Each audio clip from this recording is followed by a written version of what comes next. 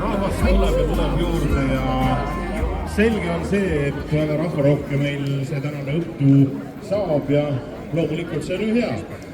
Jaanilaupäeva õhtul tulebki välja tulla ja pidutseda koos oma inimestega ja Luunes on alati väga toredad peod. Täna on meil siis ansambel Untsakad. Esimese setiga lähevad nad peale kella 21 paiku, aga ennem seda on meil terve hulk erinevaid asju siin vaja veel korda saata. Paljud inimesed seda juba teevad, ehk siis külastavad neid söögi-joogi kohti, mis siia on üles pandud, võime neid kiiresti üle ka käia. Mida siis siit kõike täna saada võib ja kust kohast,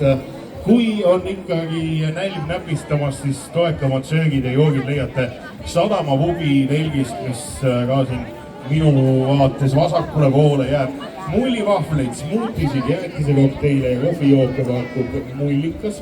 Edasi fun food, jääjoogid, spiraalkartul, suhkruvatt, kõik saadaval, sellised tõsised festivaliroad, kõik. Härra Mullivahvel pakub ka mullivahvleid ja jäätist tuisutopsist, mis on ikka muud kui tuisutopsi, et siis maitsvaid kokteile, nudist drinks, mulliga ja mullita joogivalik on neil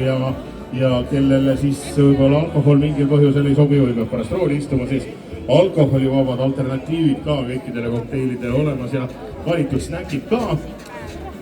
Mitte ainult söögiasju, vaid ka mänguasju ja ehteid pakutakse siin käsitöö väikese laua peal ja kes tahab vähe toredat juttu vesta ja mõne piruka ja vahvli saada, siis siia on ennast üles pannud ka Toomas Paur, kes oma autorisaadet ja mõtteid tutvustab, nii et astuge ka sealt siis ligi ja loomulikult lastele ja natukene väiksematele täiskasvanutele siis erinevad atraktsioonid siin ka, näiteks bensibatuut 7 euro eest saab hüppama minna, õhkbatuudid 5 eurot 10 minutit hüppamist ja lustimist, karussell on 5 eurot ja see laevakese moodi atraktsioon ka samuti 5 eurot, nii et platsi peal tegevust on ja endiselt käivad ka veel mängud ja muud ettevõtmised seal rohelise telgi juures, kus siis on võimalik nii lastel kui täiskasvanutel heinakotti visata ja arbuusi ja apelsiini kaaluda ja vankriratast veeretada, lapsed siin saavad redeli teemast ja kuigi istemänge proovida, nii et jaanilaupäeva õhtu hakkab siin vaikselt juba hoogu võtma ja kaua aega ei ole me jäänud selle hetkeni, kui läheb meil siin tordioksjoniks.